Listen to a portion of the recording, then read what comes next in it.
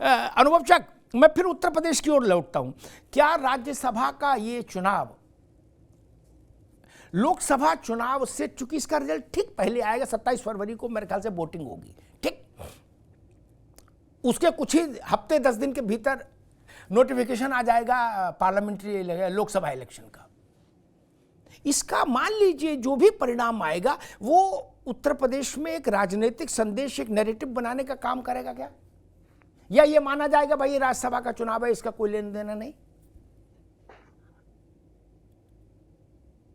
देखिए अमिताभ जी, नैरेटिव तो बना हुआ है, लेकिन हाँ, राज्यसभा के चुनावों का जो असर है वो जो मुख्य विपक्षी दल है उत्तर प्रदेश का, उसके ऊपर जरूर पड़ने वाला है। आपने तमाम सारे उदाहरण दिए, लेकिन क्योंकि बात उत्तर प्रदेश की हो रही थी, उत्तर प्रदेश के अंदर कभी किसी ने सोचा था समाजवादी पार्टी, बहुजन समाज पार्टी के एक होकर चुनाव लड़ेंगे? अमिताभ जी, देखा है राजनीति में सब होता रहता है। तो अमिताभ जी, राज्यसभा के चुनाव का परिणाम जो भी होगा उसका क्या प्रभाव पड़ेगा विपक्षी दल के ऊपर, वो आने वाला समय में हम और आप बिल्कुल देखेंगे। और जो यहाँ पर बैठ के ये कह रहे हैं कि 27 तारीख को जब वोटिंग हो जाएगा उसका नतीजा आएगा तो जितने वोट हमारे पास उससे ज्यादा हमको मिलेंगे, उनके चेहरे पर हवाइयां उड़ते हुए हम और आप देखेंगे, निश्चित ही देखेंगे। क्योंकि जब आप एक विचारधारा से इतर हटके, जब आपकी कोई विचारधारा ही नहीं होती है और आप ऐसे ही सिर्फ इस बुनियाद पर राजनीति कर रहे होते हैं कि नरेंद्र मोदी के खिलाफ किस तरीके से हम दलों को एकजुट करें बगैर किसी विचारधारा के, सिर्फ इसलिए एक करें नरेंद्र मोदी जी को हमको हटाना है। जो देश विकास की तरफ बहुत तेज गति से बढ़ रहा है उसको कैसे बाधित करा जाए और अपने परिवार को संरक्षण कैसे दिया जाए, परिवार को मजबूत करा जाए, तो फिर निश्चित इस तरीके से परिणाम आने हैं। जी ठीक। फराज साहब, वही सवाल आपसे, क्या राज्यसभा का परिणाम, ये द्विवार्षिक चुनाव का परिणाम जो 27 तारीख की शाम आएगा, वो लोकसभा चुनाव के नैरेटिव को प्रभावित करेगा? फराज भाई। अमिताभ जी, सबसे पहले तो एक शेर सुन लीजिए। अभी आपने लालू जी और श्रद्धेय नेताजी के बारे में बात की थी कि वो धूप ही अच्छी थी इस छांव घनेरी से, वो जिस्म जलाती थी ये रूह जलाए है। फिर से इरशाद मुकर्रर, फिर से। वो धूप ही अच्छी थी इस छांव घनेरी से जी, वो जिस्म जलाती थी ये रूह जलाए है जी। तो अमिताभ जी, भारतीय जनता पार्टी जो है वो भारत के 140 करोड़ की जो जनता है उसकी रूह जलाए हुई है। तो इसलिए मैं बोल रहा हूँ आज की तारीख में आज की तारीख में महंगाई जो है वो अपनी चरम सीमा पर है। बॉर्डर्स हमारे सेफ नहीं है, ये मैं नहीं बोल रहा हूँ भैया।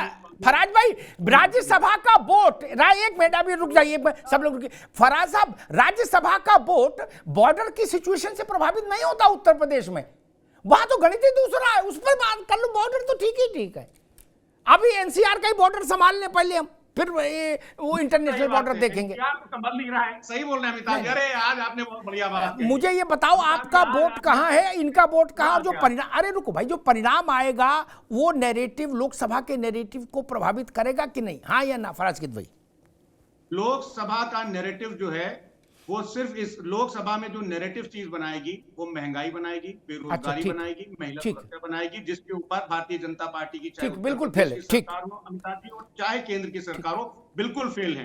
लोकतंत्र का नैरेटिव, लोकसभा का जो नैरेटिव बनाएंगे वो किसान बनाएंगे। किसान जो आज की तारीख में सड़कों पर है, किसान के ऊपर जिस तरह से अत्याचार हो रहे हैं, जिस तरह से गोले फेंके जा रहे हैं, और जिस ठीक है फराज भाई, रास्ते में कीले मच्छी बिछाई जा रही है, ठीक है। अभी रुक जा भाई, अरे आपस में नहीं लड़ो, ठीक है फराज भाई, बिल्कुल ठीक है। मैं तो प्रतिरोध ही नहीं करता, सबकी बात सिर माते, फैसला तो जनता सुनाएगी। फराज भाई ने कहा कि महंगाई और रोजगार और किसान और पिछड़े दलित मुसलमान सब बताया उन्होंने, अच्छी बात है। 19 में क्या जापान किसान नहीं, जापान वाले नैरेटिव बना रहे थे चुनाव में? 19 में भी किसान था भारत में, कि 19 में चला गया था कहीं छुट्टी पे किसान? 19 में किसान वोट नहीं दे रहा था। 303 सीट जो आई ये किसानों ने वोट नहीं दिया। 19 में सो गए थे वो क्या? नहीं ना, दलितों ने नहीं दिया, पिछड़ों ने नहीं दिया, तब महंगाई नहीं थी। या तो एक मिनट, मैं तो बड़ी रोचक बात कहता हूं, या तो ये मान लो कि 19 में महंगाई नहीं थी, वैकुंठ था, स्वर्ग था, इसलिए वोट मिला, और अगर 19 में भी महंगाई थी, आप जो मुद्दे अभी 24 के लिए बना रहे हो वो सब मुद्दे 19 में भी थे, तब ये 303 जीत के आए। अब फिर वही सिचुएशन आप बता रहे हो तो 350 जीत लेंगे तब। भाई स्थिति देखो ना, आपने जो मुद्दे बताए उन सब मुद्दों के बीच में 19 में चुनाव हुआ,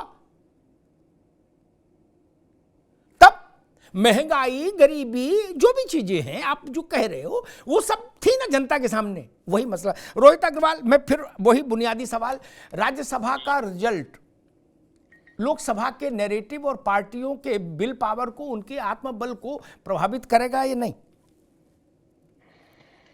देखिए अमिताभ जी, एक स्थिति बिल्कुल साफ है। खाली चिल्लाने से कि लोकतंत्र खतरे में है, खाली ये कहने से कि साहब हमको किसान की बड़ी चिंता है, खाली ये कहने से कि बहुत ज्यादा महंगाई हो गई है ना, इससे काम नहीं चलेगा। देखिए जनता के बीच में आप उतरते नहीं है। देखिए स्थिति ये है कि जब जनता के बीच में उतरने की नौबत आती है तब लोग विदेश चले जाते हैं, नेता विदेश चले जाते हैं, और जब अपने सहयोगी दलों से बात करने की बात आती है तब आप रोडों पे न्याय दिलाने चले जाते हो। तो आपको कहीं ना कहीं ये समझना पड़ेगा और बताना पड़ेगा कि ये शेरो शायरी से काम नहीं चलेगा। भाई जब आपको लोकतंत्र में चौथा स्तंभ बुलाता है तब आप कहते हो जी हम शेर सुनाएंगे, तब तो आप बात रखते नहीं अपनी पूरी। तो भाई मुशायरा थोड़ी ना बुलाया गया है। अरे लोकतंत्र में चौथे स्तंभ ने बुलाया है, आपको अपनी बात रखो, पार्टी की बात रखो, बताओ 111 विधायक हैं कि नहीं है। अरे भाई ये 3 जो लेके आए हो हेलीकॉप्टर कैंडिडेट, इनका जरा बताने की कोशिश करो कि ये 111 कैंडिडेट, ये जो फराज भाई जयंत जी और अखिलेश जी के फोटो दिखा रहे हैं। हाँ नहीं बिल्कुल, हम इनके सहयोगी थे, कोई छुपा के थे क्या? अरे भाई हम कोई छुपा के थे क्या? हम इनके सहयोगी थे, पर इन्होंने हमारे साथ धोखा करने की कोशिश की। अरे भाई ये कोई पहली बार थोड़ी ना समाजवादी पार्टी ने राष्ट्रीय लोकदल के साथ धोखा करने की कोशिश की। 1989 में क्या किया था माननीय मुलायम सिंह जी ने, कुछ चीज छुपा हुआ है, लेकिन हमने वो भी भुला के ये कहते हैं साहब आपने कोठी बुला दी, आपने लाठी बुला दी। अरे हमने तो 1969 भी बुलाया था और तब आपके साथ आए थे, और आने के बाद आपने क्या किया हमारे साथ? फिर धोखा करने का काम किया। अरे भाई आपका चरित्र ही धोखा देने का है, स्थिति है कि आपका चरित्र ही धोखा देने का है। हम तो भैया 2 पीढ़ियों से धोखा खा रहे हैं, हम तो आपके साथ पीढ़ियों का रिश्ता निभाना चाहते थे, पर आप उस रिश्ते को निभा ही नहीं पाए। आप तो अपने चरित्र के आगे नहीं बढ़ पा रहे, आप सिर्फ धोखा ही देना चाहते हैं। अच्छा ठीक और जो किसानों का मसीहा बोलते हैं ना अमिताभ जी, इनके मुंह से किसानों का काम नहीं निकल रहा है।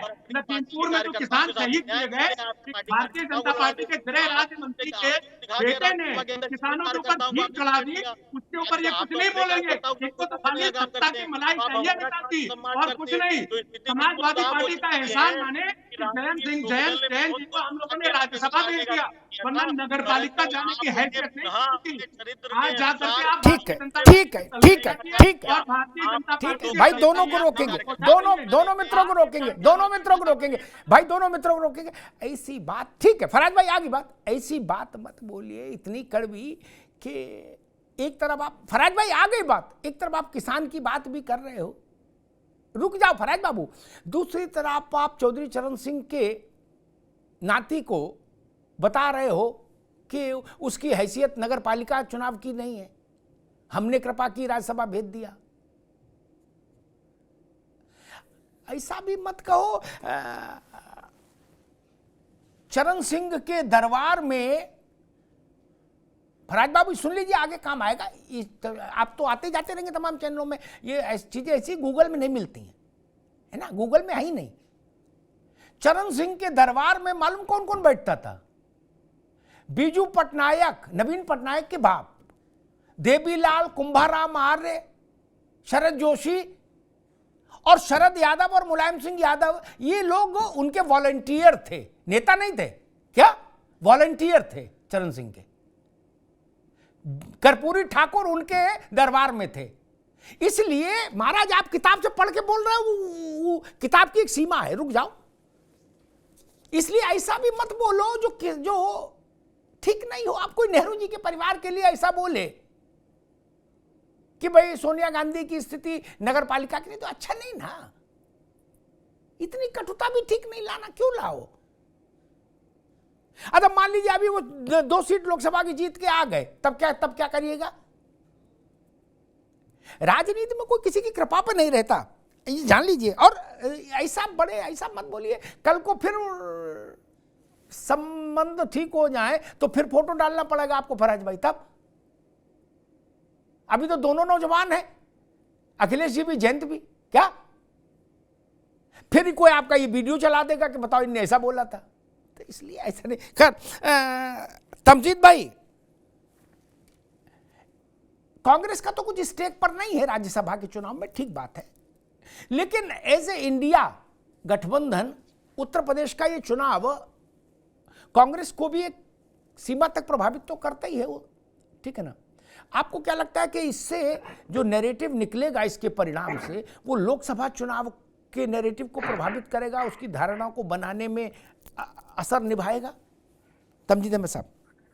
देखिए अमिताभ जी, एक धारणा तो और इसको पुख्ता करेगा, जो धारणा ये रहेगी कि जिस तरीके खरीद फरोख्त का प्रयास चल रहा है पूरे राज्यसभा चुनाव के दरमियान जी, तो एक धारणा तो और मजबूत करेगा कि भारतीय जनता पार्टी की जो खरीद फरोख्त की राजनीति है उस पर जनता का और विश्वास बढ़ेगा कि भारतीय जनता पार्टी किसी भी तरीके से खरीद फरोख्त करके या जैसे जयंत जी को दबाव डाल के लेके गए तो वो और चीज मजबूत करेगी कि भारतीय जनता पार्टी एजेंसियों के जरिए राजनीति करती है, भारतीय जनता पार्टी बाहुबल के जरिए राजनीति करती है, भारतीय जनता पार्टी पैसे के बल पे राजनीति करती है। तो ये चीजें जनता में और मजबूत हो जाएगी। भारतीय जनता पार्टी किसानों पे गोलियां चला के राजनीति करती है। भारतीय जनता पार्टी, आज सुप्रीम कोर्ट का इतना ऐतिहासिक फैसला है कि बॉन्ड के जरिए किसको कितना पैसा मिल रहा है, इतना ऐतिहासिक फैसला है, उसके जरिए राजनीति करती है। तो ये और मजबूत होगा जनता के बीच में, और मजबूत होगा। और विधायकों को आप समझते हैं कि नहीं, विधायकों को छोड़िए, विधायकों को छोड़िए। देखिए अनोज जी, आपके बीच में कोई नहीं बोल रहा था, जी अनोज भाई उनकी बात आ जाए। जी जी, 2004 तो निश्चित रूप से ये धारणा और जनता के बीच मजबूत हो जाएगी कि जिस तरीके से किसानों को अत्याचार करके किसानों के ऊपर गोलियां चला के विधायकों को खरीदने की कोशिश की जा रही है, उनकी बात नहीं की जा रही है। विधायकों को खरीदने का पूरा ध्यान है इनका। जयंत जी के ऊपर दबाव डाल के अपनी तरफ ले जाने का उनका पूरा ध्यान है। जयंत जी को कुछ प्रलोभन देके वो ले जाने का उनका ध्यान पूरा उनकी तरफ है। तो जिस तरीके से एजेंसियों के जरिए, जिस तरीके से पैसे के जरिए, जिस तरीके से भारतीय जनता पार्टी सत्ता शासन चल रही है, तो ये एक और उसका एग्जाम्पल और सेट हो जाएगा, जनता के बीच में और मजबूत में से चला जाएगा कि भारतीय जनता पार्टी किसी भी स्तर पर गिर सकती है चुनाव जीतने के लिए। जी